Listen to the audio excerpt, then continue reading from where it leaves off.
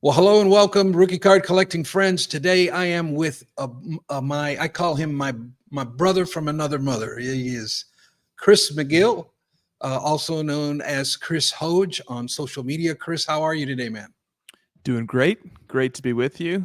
We are definitely card classification brothers, with you being the older brother, and I'm the baby brother taking notes. There you go. I don't know how old you are, but I'll take that as a compliment, I guess. It is I designed to be. Yeah, I wanted to say extend my hellos to Christina. I love Christina. She has a beautiful heart, always open to us at the National and taking care of us at the National and making sure we got our sugar and our phones charged. And say hello to her for me. Is she doing good? She's doing well in That's all national right. prep as we speak. Yeah, I can imagine. Um, I wanted to talk to you about a couple of things that I've been hearing out there that have really got me thinking. And I wanted to invite you on, and I thank you for coming on. But it's really some topics that are that I've heard you speak on that have really, really grabbed my attention, and I really wish you would have been around with this when I wrote the book because I really would have used that as a forward. It would have been a beautiful forward to the book, but inspiration comes as it will, right? It can't really control that side of it. But we're going to be talking about the doctrine of the first. Now, I'm going to stop there just because we'll come back to it. I want to ask you some preliminary questions at first, and I was wondering if you can tell me a little bit about your recent change because you've been doing content on Instagram for years, you and the crew, and here recently you've swapped over to YouTube. Um, Tell me why. Why did you guys do that? Yeah, a lot of factors. We're not big like reviews people per se. You won't find me going and looking at comments sections or review sections all too often. But anytime I did take a peek at one, there was a chorus of people pleading with us to improve our audio quality and video quality, but particularly the Yes. audio quality. And we were just awful about it, and we were like, well, we like to go live on Instagram. That's where we have a few dozen friends. They're all on Instagram, and they like to come hang out when we do our show late night Friday night. So it was the platform that had everybody on it that we wanted, that we Yeah. had continuity with ever since we started the show, which we started going live on Instagram for the crossover in the spring of 2020. So we'd built a community there over time, but it was undeniable that the recording quality, and my brother would do everything he could. He would download it from Instagram. He would apply filters. He would do everything he could to adjust the audio quality, but there was like a timing, a syncing issue, trying to sync up the top video and the bottom video from the Instagram recording, and they would sort of fall out of phase and then sync back up every 10 or 15 seconds, and Mm. that would cause a little click noise. I mean, it's just Instagram Live is clearly not designed for being downloaded and converted into a podcast. And so the audio quality was atrocious. The rooms were echoing. It was the microphones on our phones, and it was just the production quality was truly garbage. And so eventually we just got to a point where let's just give in. Let's make this move over to YouTube. Let's get microphones. Let's get headphones. I went out and got a new. I was working on an Asus laptop that I had gotten before law school in Aces. in 2017. Yeah, it My was like this little goodness. little Asus, and it was going strong. It's been 7 or 8 years, but I finally then upgraded to a Mac laptop, and so now I've got a Attaboy. decent video quality, got a mic, got Yeah. headphones all plugged in and set up and ready to go. So that was the gist of it, man. I go back and forth with my son all the time because he's an IT guy.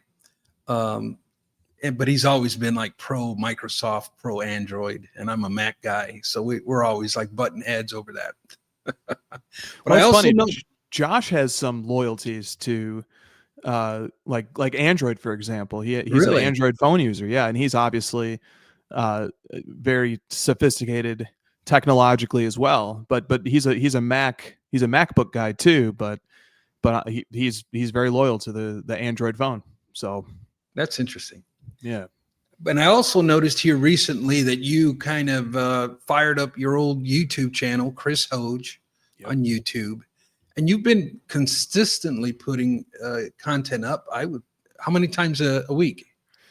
Maybe right now I'm averaging about one upload per week, probably. Yeah. But sometimes it can verge into the two a week territory. What inspired you to fire that one up again? Well, I first there's a lot of inspirations. First of all, the YouTube community, um, which I give credit to Jeremy Lee in part for really like helping open my eyes to. There's a YouTube community of collectors, and it's largely vintage collector dominated and pre-war collectors, not Mhm. exclusively, but mostly. And I just saw that this community is really thriving, and it's got a lot of really interesting people in it. They have a lot of really interesting things to say, and it just gave me inspiration. It gave me Mhm. inspiration to be like, you know what, I'd like to do that too. And I just kind of saw I took energy from it. It gave me a little extra energy. And then I also just have a million things to say. Yeah. I have a lot of things to say. Yeah. And once for the crossover, once we got our improved setups, I realized, well, I can just lift up this Mac screen and start and turn on this microphone and just record. And that was a key. It was like StreamYard makes it quite efficient. Yeah, I dude. literally just point the laptop at myself, uh, unmute the microphone, push record, and then I don't do any editing, right? I just push record, I let it flow. When I'm done, I'm done. I stop it, I upload it. And then very recently, I started downloading the audio file from StreamYard and uploading that to the podcast feed, like that pushes it to Apple Podcast and Spotify and all that stuff. But yeah, Yeah. that was a big factor. Was just the economy of being able to get the whole thing done, and with very little work before or after. They do It, make it very simple. yeah. No editing, huh? That's impressive. Well, it's A, because I can't, B, because I don't know if I should spend the time to do it. But you'll never, my videos will never look polished and Yeah. professional like yours. This is Yeah. as high as it goes. It's just me. This is it right here. This is as good as it gets. Yeah. No, I take a lot of pride in editing, but it's because I have to. Couple of things that I get hung up on is that I'm bilingual, and sometimes I have a problem with a certain word, and I have to like make that a little brain adjustment, Mm. and so I do a lot. I have a lot of hiccups in that aspect. But also sometimes I get a little heated when I'm talking about the topic of the rookie card. And then during editing, I'm like, oh my goodness, I cannot put that out. They'll That's hang me, you know? that's the beauty of editing. Yeah. That's the beauty. Yeah, Yeah, it's very exactly. helpful. I mean, I sort of have become numb, or I have insulation to the blowback from saying stupid things, just because I've done live shows for so long and Yeah. I've said so many things Yes, you have. and I've upset so many different people over the way that it's just I'm sort of like, well, what it can't get much worse. But I still, though, that is the plague of live recording or one take recording, is Yeah. that so many times I say something and then I think about it later, and I'm like, I would take that back if I could. Yeah. So editing is a virtue. It's one that I'm probably a bit too lazy to do. Yeah. No, and it's something you get you I've learned along the way. I used to say some really harsh things too, and listening to my people who leave me comments, and it's like, man, I probably shouldn't have gone there. I was probably a little harsh here, and it's taken me 5 years to finally learn my lesson to kind of tone it down a bit. But yeah, and with that, because I know, you've again, and this was years ago, and there's no need to bring up the past again, but I know, at those times when you were saying certain things that might have offended somebody, at the same time you had that business transaction with PSA and your business, and some might view you as like an industry guy. But I know you a little differently, and I've even made some content kind of like bringing some correction to you on certain areas, but at the same time I was backing you up. Sure. But I know that, to me, it's like, are you an industry guy or are you a collector? Because to me, I see both, but I know the collector guy personally, and to me, you're not some industry snob stuck up in the ivory tower. You keep it real. And so, what do you consider yourself? You consider yourself an industry person, or what?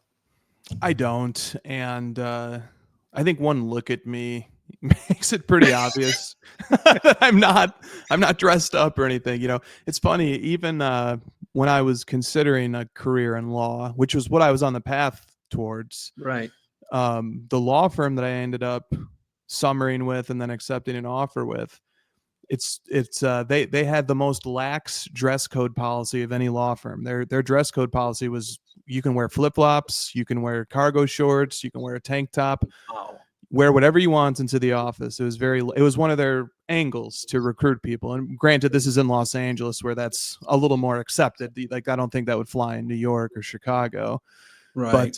But I've always liked that, the comfort over a polished appearance. And not everybody goes along with that. Obviously, there's people who believe that putting on the suit and tie every day is important mentally as well as physically. Dress your best, feel your best. But I'm just more of a chill guy, honestly. Yeah. I'm just a lot more lax. And so right away, like on an appearance level, it would be quite unusual to see me, in a collared polo shirt tucked in or something.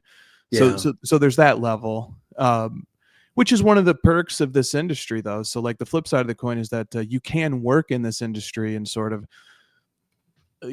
don your athletic wear, and and that's sports in general. Like, you look at what the head coaches wear sitting on the NBA sidelines, or True. look at Bill Belichick's Yep. wardrobe of choice, right? So that's one thing that's nice about sort of working in sports or sports adjacent industry. So like on that level, I certainly don't try to come off as being fancy or corporate or anything.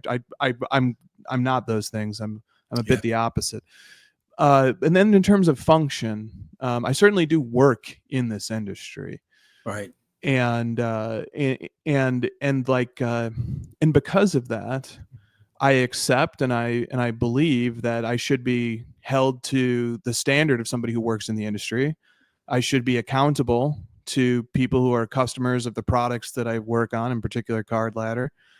And that I'm not, just because I also am a collector, that doesn't change the fact that I'm certainly a person who should be receiving feedback and criticism on the level of somebody who works in this industry and somebody who produces a product that is used in this industry by collectors. And so I take that responsibility very seriously, as being somebody who's a professional in this space, and I believe that comes with a level of accountability that means something.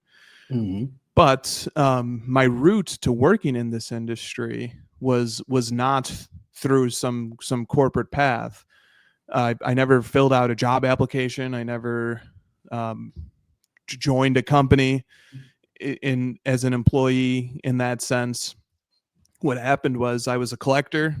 Christina was a collector. Josh was a collector. My brother Nick was a collector, and we made a product. It was a passion project that became a product pretty quickly. And then that was through collecting ambitions, through trying to build something that made collecting a little bit more fun for all of us. And then, but once it becomes a product, the responsibility changes a bit. And now, it's not just to help us collect things, it's we're helping other people. And there's all sorts of, I think, ethical obligations to fulfill there, to be transparent, to do our job with a level of credibility and accuracy that meets the standard of a professionalism in any industry requires, and so on and so forth. But the point is that our route to becoming professionals, it was through a collector path. It was through making content and having a podcast. The fact that Josh had a podcast and Christina and I had a podcast, those factors, I think, were big in the initial community building phase of debuting the Card Ladder product. That gave us people who knew us and who were willing to give us a shot.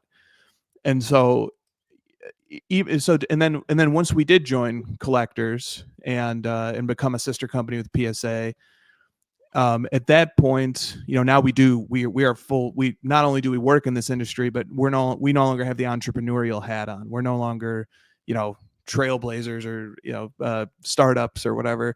Now we work for a big company in the industry. Now we are in the corporate org chart, and that has responsibilities and duties to that company and to our colleagues who work there and the people who are our bosses and so on and so forth. So those realities and obligations exist, but there's also, at the end of the day, man, like, not to make this too dramatic or serious, but life is short.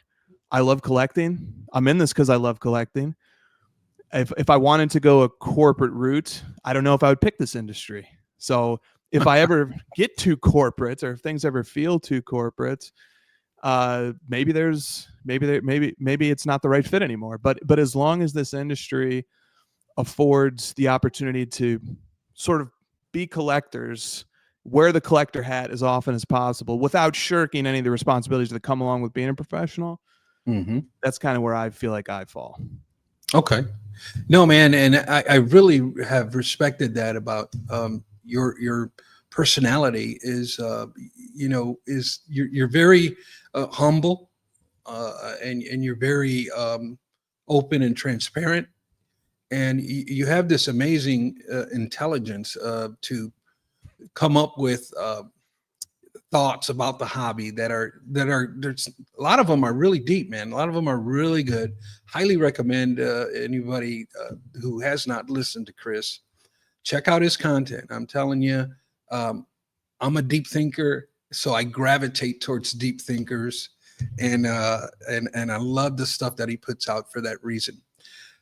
Chris, changing gears here, I wanted to talk to you about something because I feel comfortable enough to talk to you about it. And that is a certain vibe that I'm sensing just by looking at prices of product, by listening to comments made on social media platforms. But there's this overwhelming concern that this hobby is becoming too expensive for too many people. As a matter of fact, I have heard it said that the hobby is more of a country club hobby because that's who the card companies are gravitating towards. And the reason why this concerns me, Chris, is because those were the exact same reasons why I left back in 2004. There was just the price, the so many products were being released, and the prices just kept going up and up and up. But at the same time, we also had a mass exodus of people within the hobby back in that era. Have you sensed this country club hobby? What are your concerns? What are your thoughts? Am I overreacting? It's an underreaction. It's an underreaction. I think that there's a couple of factors at play that are less obvious that I just want to get out of the way at the very forefront. One of them being the devaluation of the U.S. dollar. The US dollar compared to a basket of other currencies in the year 2025 is having one of its worst years on record. It's lost about 10% of its value relative to that basket of other currencies. Also, just general government issued core inflation figures suggest that over the last 5 years, the US dollar has lost about 22% of its purchasing power. So I think that's one macroeconomic factor that just matters, is that that the dollar has really suffered. And as a result, at least in part, I think we've seen, I hesitate to call them assets, but fixed items, things that are not immediately thought of as currencies, but things like real estate, cryptocurrencies, collectibles, anything, you name it, eggs, you name it. The price of stuff has gotten exorbitant quickly, and it can fluctuate. Some of the stuff fluctuates and corrects as well. Eggs being one of the things that is corrected, and gas prices and stuff. This stuff oscillates, but on the whole, on the average, the inflation number suggests that the U.S. dollar has really suffered, and particularly recently. So that's a factor that I think it's invisible, and I think even those core inflation numbers understate it. Like through the prism of inflation, if we were to look at things like stock prices, sports card prices, things like that, real estate prices, inflation is much higher than 20 or 22%. So that's a factor, that's sort of happening underneath the surface. But even without it, even if we corrected for that, even if our dollar had the same purchasing power it had in 2020, so what does that mean? That then a Prism box, instead of $1,000 in real value, it costs $800. That's still way too high. It's still way too high. So this is a massive issue. Now, the second factor that seems to be playing into this is breaking, is the ability to avoid buying the full box and instead just buying the player or the team that you want to collect, which in principle sounds like a great idea, right? Like, but in effect, it's really had an inflationary impact on the price of product. It's driven the price of product up, I think. I can't necessarily prove that causal relationship, and I haven't tried to, but my gut intuition, sort of surveying how collectors talk about things and the way the market has shifted, it seems like breaking is as a result has driven up the price of the box. And that's kind of what happens anytime you fractionalize something, is that suddenly, if I have a $300 card budget for the month, and I can either buy one box with it, or I can buy spots and breaks, and I can get more spots. All of a sudden, my $300 starts to feel like it can go further, and I start to get more liberal with it. And I'm willing to spend more to get the spot in the break, because relative to my whole pie, I'm spending less. But in terms of what the market value of the box is as a result, if you get a bunch of people buying spots into a break, and they're more liberal, more willing to spend more money, all of a sudden the price of that unit as a whole goes up. So I think that's a fact. It is. Which one? I don't know. Like, did breaking cause the box prices to go up, or did the box prices cause chicken or the egg? Right. So that's a concern there. But I do know, let's just say the breaking, the hobby has spoken. There is a place in this hobby for breaking, and I don't believe it's going anywhere anytime soon. Yeah, it's a big place, and the other thing that breaking has done too, I think, is that it's brought in people that are more interested in the thrill of being a part of the break, and less out of a deep passion to, let's say I'm a 49ers collector and I'm really trying to get a George Kittle card, so I'm just buying into. I don't think that's really the main motive for some of the people who are buying into breaks. I think some people are buying into breaks just because this is thrilling. This is fun.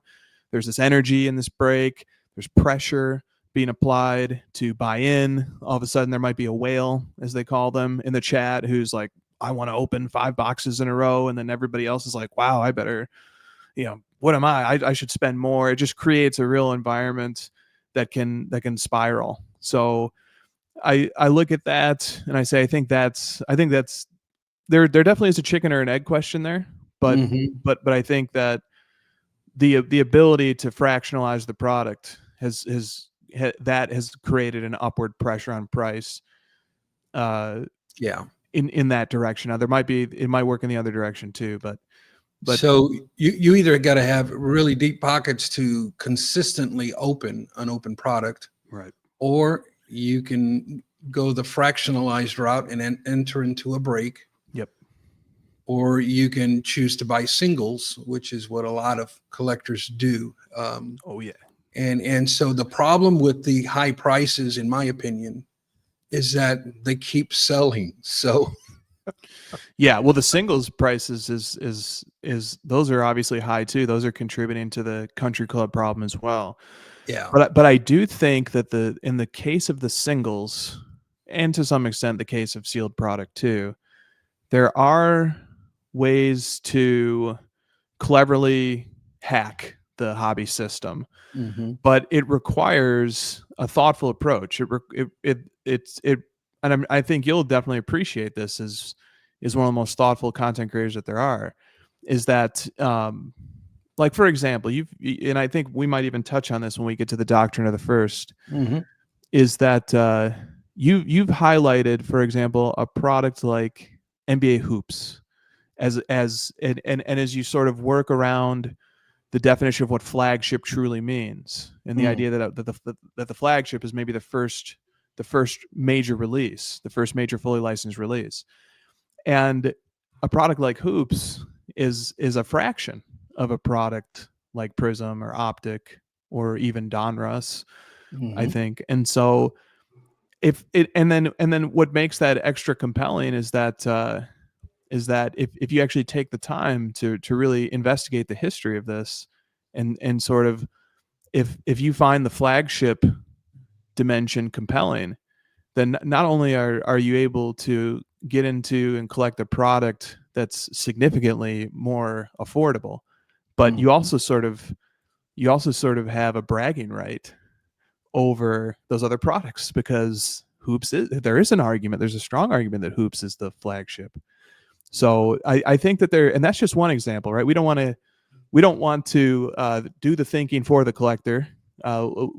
That's just a framework of a way to think Right. that then people can take inspiration from that and find other creative ways to collect. Like especially in this era where there's just such a proliferation of products and parallels and insert sets that there's actually a ton of variety and options. And one of the places where I've really softened my stance, and it's not even right to say softened, it's more one of the places where I've removed my ignorance and gained a little more appreciation for other points of view, is when collectors of collegiate cards came knocking at my direct messages door and saying, look, like you really dismiss these out of hand, and that's fine because there's clearly a hobby precedent and a collector tradition of focusing on fully licensed for a variety of reasons at the pro level. But that doesn't take away from collegiate cards being an interesting segment that some of us really like to collect. Exactly.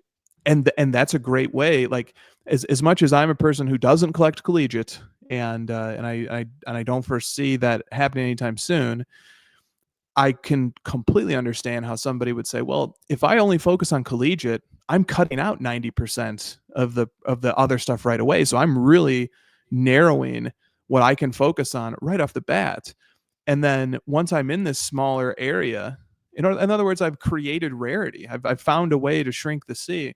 And then once I've done that, now I can not only am I operating in this lane that I've carved out for myself that has consistent rules that make sense for my collecting and the boundaries that I set up in my collecting. But not only have that, but also it turns out these cards are just pennies compared to their fully licensed pro equivalent. Right. That's a second example of how people find ways and lanes to collect stuff that that requires a very thoughtful approach. But if and this is hard to avoid especially as a newer entrant. I can remember being my mindset when I came back to the hobby we don't really understand everything that's available. We just see that, this is the record setting sale, and this is the iconic cards, and Yeah. so on and so forth. So And I can tell you this, Chris, from my own experience, I take the time to answer every single comment that's left on my channel, whether it be a positive comment or a negative comment. I think it's important, but because of that, my community is very open and transparent with me,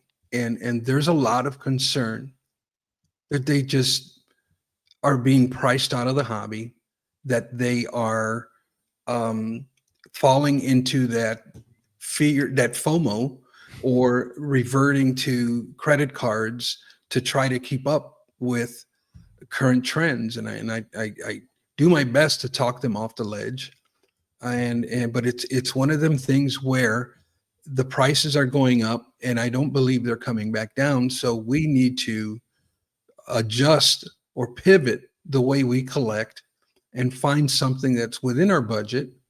And I think a lot of these things, Chris, that collectors suffer, and I'm no expert, but I think a lot of it is we need to find contentment in what we're doing. And if not, we're ping-ponging around in too many different places. And then next thing you know, we're we're in a pit. And so a lot of that, which really has almost like a spiritual component to it, it's finding contentment, finding inner peace with what you're collecting and what you're doing. And yes, sometimes you have to pivot, but that's okay. um, if all we're looking at is, it happens to me sometimes, Chris. I'm looking at thumbnails, and I spent 500,000 at this card show, I spent 50,000, and it's like, man, how do I compete against that kind of market? You don't have to compete. And this may not apply to a lot of people, but it does apply to some. Trust me when I tell you that there's a lot of novice collectors out there that reach out, even in my DMs, that are concerned that they're not going to be able to keep up with hobby trends. And so I just, that whole country club hobby, and that's what gets all the marketing dollars. That's what makes things attractive. That's what causes the FOMO. And I think we have to be careful of that. And I just hope, Chris, that if you ever find yourself in a position of influence, that you can tell the higher ups that, hey, market to the lower end as well. It's not always high end, high end, high end. And so, thank you for sharing your thoughts on that topic. sure. Well, can I add, not to be Yeah. overly flattering to the host, but Uh-oh. the best hack, I think, I just want to like underscore this point. One of the best workarounds is it lives right here on your YouTube channel, which is, I certainly don't have $50,000 to go to a card show and sweep the floor or whatever, Right, right. buy out booths, and then strategically sell those to a network of clients or put them into a repack or something. And so I also get intimidated, or I don't know if intimidated is the right word, but I also look at it and it just sort of stuns me that people are capable and have the resources to do that. And it does create an environment that can, make me feel entirely inadequate as a member of the hobby.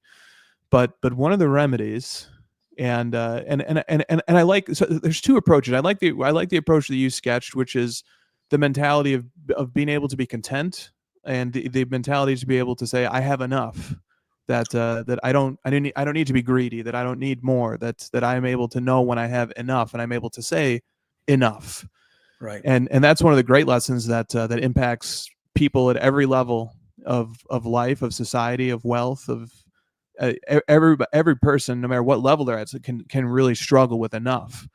And people who are unable to sort of accept when they have enough. Even people at the level of billionaires, they can find themselves spiraling quickly when they're trying to compare what they have to the next person, and doing things that they will later regret or that just aren't wise. So I love the opinion of contentment and enough, and it applies to everybody at every level, I think. Yep. But the other idea here is that but if we have those competitive juices, I think a lot of us do, right? I think a lot of us come from a sports background, which is a very sports by their nature are competitive. If, even a pickup game, even when I'm shooting around by myself, it's still competitive. If I make 4 out of 10 threes, I really wish I had made 5. Right. So if the competitive juices are still flowing, even having said what we said about contentment and enough, I think one way to activate or to satisfy, to quench the competitive thirst is to take a deep interest in hobby history, to take a deep interest in methods of classification and cataloging, to find areas where what we might lack in terms of budget, we can compensate for in terms of creativity and in terms of thoughtfulness. And that's one of the many reasons why I've always loved your channel, is that not only are you laying out a philosophical framework that has all sorts of Easter eggs in terms of, just to give one example, the flagship topic that you've addressed before, and what an interesting angle that is. So you've laid out your philosophy, but because you do it transparently, you also lay out the tools for another person to develop their philosophy. And it might be a little bit different than yours, might be totally different than yours. So there's 2 layers of content being provided. There's your philosophy, which you've developed, and then there's the process of developing a philosophy, which may or may not lead to the same conclusions as myself or as you. And so I think that's a way to continue to participate in the arena. And it's so interesting. Cards is not a participant level activity. We aren't, like, when we go to a sports game, we just sit in the stands and we watch. But when we're in the hobby and when we're collecting, we are in the arena. Very few people, I think, are here to sit on the sidelines. I think we all want to collect. We all want to get in the game. And so because of that, because there is always going to be that desire for activity, especially in an increasingly expensive country club environment, the way to stay competitive and keep the juices flowing, so to speak, is just what we've been discussing here. Is finding creative approaches to tackle the hobby, especially when we can ground them in history and tradition and in reasoning and philosophy. That's a really new, insightful way to tackle the hobby. And here's another little bit of philosophy to piggyback off of what you're saying. I find myself, there's different seasons for different times in my life. There are some times where I have a $5,000 to $10,000 budget. There are other times where I only have a $1,000 to $2,000 budget, and so I have to find joy in creating a way of how am I going to spend this money so that it is most beneficial to my collecting goals and aspirations, right? And always understanding that we're always going in seasons and out of seasons. There's seasons of plenty and there's seasons of lack. And that's with I shouldn't say all, because some people don't have that problem, but for the majority, right? And that's who we're speaking to here, because we're seeing things about gambling, and we're hearing things about divorce, and we're hearing things about people's lives being ripped apart, and it's because of this. We're buying into this country club hobby, and that is not for everybody. That's for a specific few that can play at that level, and we have to come to grips to find contentment in life, in every aspect, and especially in our collecting.